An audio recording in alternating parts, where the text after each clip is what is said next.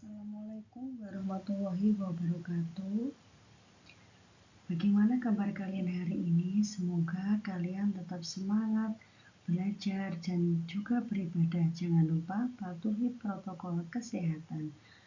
Pada pertemuan kali ini kita akan belajar tema 1, subtema 1, pembelajaran 1 dan 2, organ gerak hewan. Tujuan pembelajaran hari ini menentukan ide pokok dalam paragraf, menjelaskan organ gerak pada hewan, menyebutkan organ gerak dan fungsinya pada hewan vertebrata, serta membuat gambar cerita.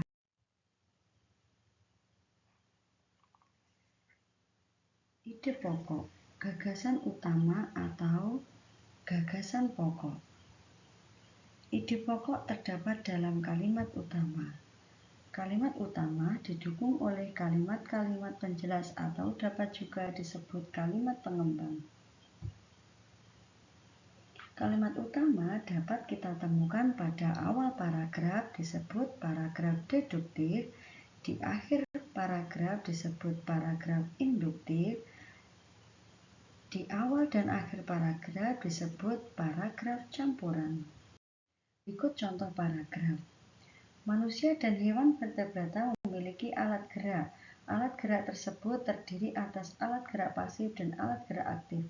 Alat gerak pasif adalah tulang, sedangkan alat gerak aktif adalah otot yang menempel pada tulang. Otot tersebut disebut alat gerak aktif karena ototlah yang menggerakkan tulang sehingga tulang dapat bergerak. Dari paragraf di atas, kita temukan ide pokok yang terdapat pada kalimat utama. Ide pokoknya adalah alat gerak. Kalimat utama yang kita temukan berada pada awal paragraf. Kalimat utamanya, manusia dan hewan vertebrata memiliki alat gerak. Sedangkan kalimat penjelasnya, alat gerak tersebut terdiri atas alat gerak pasif dan alat gerak aktif. Alat gerak pasif adalah tulang, alat gerak aktif adalah otot yang menempel pada tulang. Disebut alat gerak aktif karena ototlah yang menggerakkan tulang sehingga tulang dapat bergerak.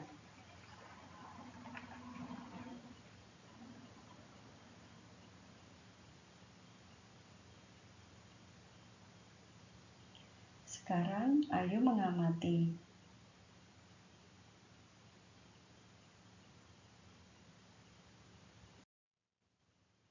Organ gerak ikan.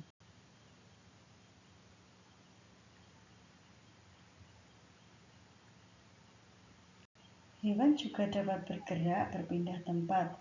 Hewan memiliki alat gerak yang berbeda-beda. Ikan bergerak dengan sirip untuk memudahkan geraknya. Tubuh ikan diselimuti oleh sisik yang berlendir. Selanjutnya, organ gerak burung. Beberapa jenis burung menggunakan sayap untuk terbang. Struktur tulang burung berbeda dengan hewan darat. Struktur tulang sayap burung memiliki rongga sehingga lebih ringan dan memudahkannya untuk terbang. Beberapa jenis burung tidak dapat terbang, misalnya penguin dan burung unta.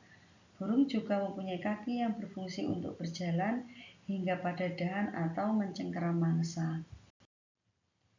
Selanjutnya, organ gerak amfibi. Contoh amfibi yang sering kita temui adalah katak. Pada awal tahapan hidupnya, katak hidup di air dan disebut berudu. Berudu bergerak dengan cara berenang menggunakan ekor. Katak dewasa hidup di darat dan bergerak dengan cara melompat. Selanjutnya, organ gerak mamalia. Mamalia memiliki rambut dan kelenjar susu. Alat gerak mamalia berupa sepasang tungkai depan dan sepasang tungkai belakang. Tungkai atau alat gerak mamalia dapat berupa 4 kaki, misalnya pada kuda, kambing, dan kucing. Beberapa jenis mamalia memiliki sepasang tungkai depan yang berfungsi sebagai tangan dan sepasang tungkai belakang yang berfungsi sebagai kaki. Contohnya monyet dan kera. Ada mamalia yang tungkai depannya termodifikasi menjadi sayap sehingga dapat terbang, misalnya kelelawar. Mamalia juga ada yang hidup di air, misalnya paus dan lumba-lumba. Alat gerak mamalia air berupa sirip dan ekor. Gambar cerita.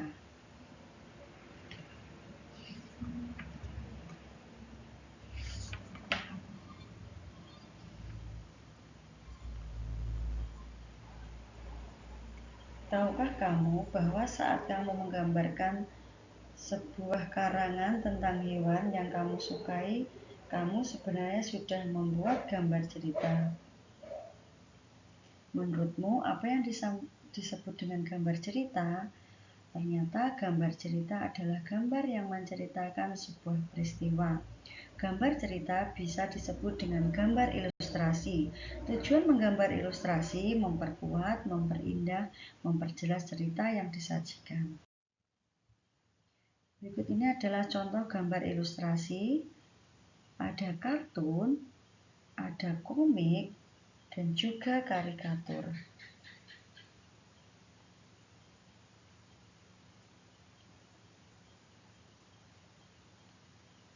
Demikian yang dapat Ustazah sampaikan. Selamat belajar, semoga bermanfaat. Wassalamualaikum warahmatullahi wabarakatuh.